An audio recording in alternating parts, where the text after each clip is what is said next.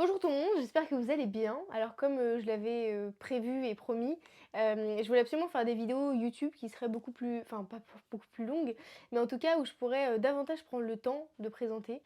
où je pourrais lire des passages, où voilà, ce serait un format qui serait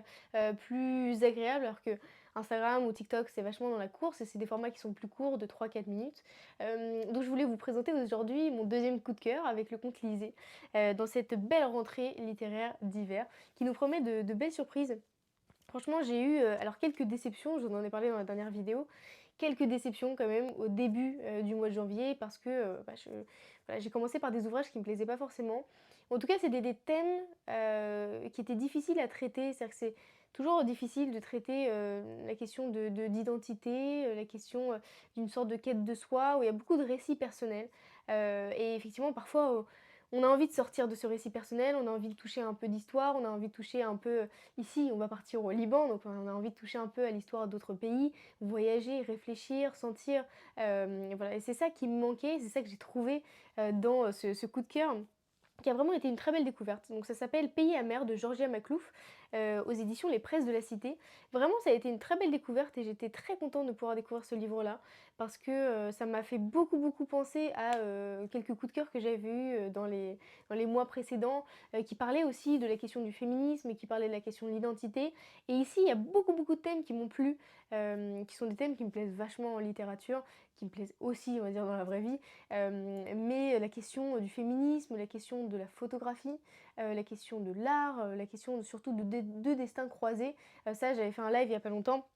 pour parler, de ces livres qui racontent des destins croisés de femmes. Parce que je trouve que c'est un mécanisme qui fonctionne vachement en littérature. Alors, je parle pas ici de la question de l'efficacité, parce qu'évidemment il y a une très, très belle plume qui est aussi associée, à ce mécanisme, mais c'est surtout cette manière de pouvoir comparer à travers un siècle d'écart, 2 vies de femmes, mais qui partagent la même passion, qui partagent le même métier, qui partagent les mêmes combats, les mêmes aspirations. Et ici, ça va être le cas, avec 2 femmes qui sont absolument merveilleuses. Donc on a Mona d'un côté et Marie Karam de l'autre. Et je trouve que c'est vraiment en tout cas un livre qui m'a plu parce que, bah, il nous éclaire sur beaucoup de choses, sur, l'histoire d'un féminisme, que ce soit au Liban, que ce soit aussi dans les pays arabes, par exemple en Égypte, mais aussi sur l'histoire d'une vie, parce que c'est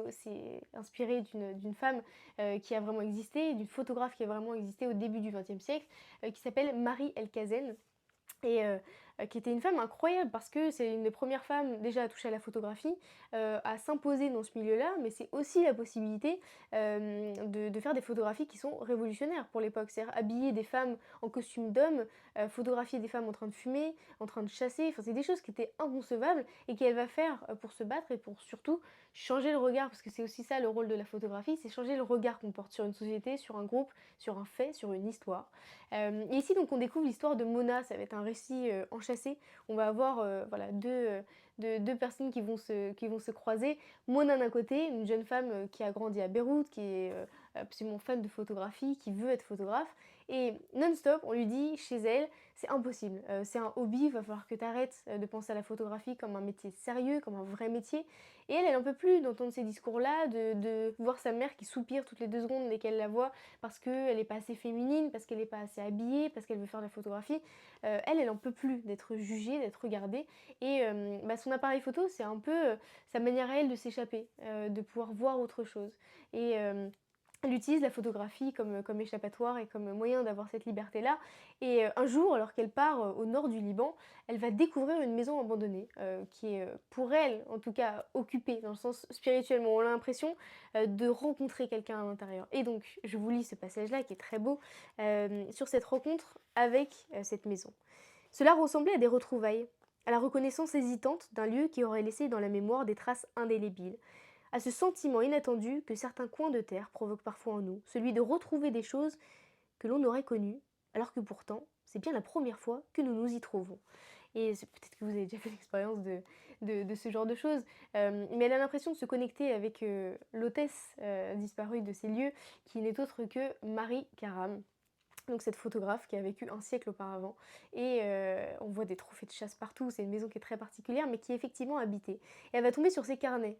sur ses cahiers qui sont ce sont des sortes de journal intime où, Marie Karam a écrit depuis son adolescence jusqu'à ses dernières années l'histoire de sa vie. Elle va parcourir ces carnets, elle va découvrir une femme extraordinaire. De ses premiers émois amoureux, quand elle était au pensionnat et qu'elle a aimé, mais tellement une fille qui a fini par disparaître parce qu'elle a été retirée du pensionnat, jusqu'à ses premiers combats en tant que femme, en tant que photographe, pour la cause féminine et surtout montrer qu'avec la photographie on peut changer les choses. Évidemment changer le regard qui est porté sur les femmes, et donc c'est tout un tas de choses, qu'elle va découvrir et surtout qui vont nous ouvrir à cette fresque gigantesque qui est cette fresque du Liban, mais aussi des pays arabes, la manière dont le féminisme est né, la manière dont il a été traité, dont il a été perçu, les combats qui ont été menés. Enfin, c'est vraiment un livre qui est extrêmement complet, que j'ai beaucoup, beaucoup aimé et surtout on peut découvrir des vrais artistes, des vraies figures, qui ont existé et qui ont mené ces combats-là, notamment Marie Elkazen, qui a vraiment existé, ou alors Claude Quin, qui a joué à travers la photographie sur les questions de genre, sur les questions d'identité. Enfin, c'est beaucoup de choses qui m'ont beaucoup plu dans ce livre-là. Je vous le conseille vraiment. Donc, c'est Pays amer de Georgia Maclouf aux éditions Les Presses de la Cité.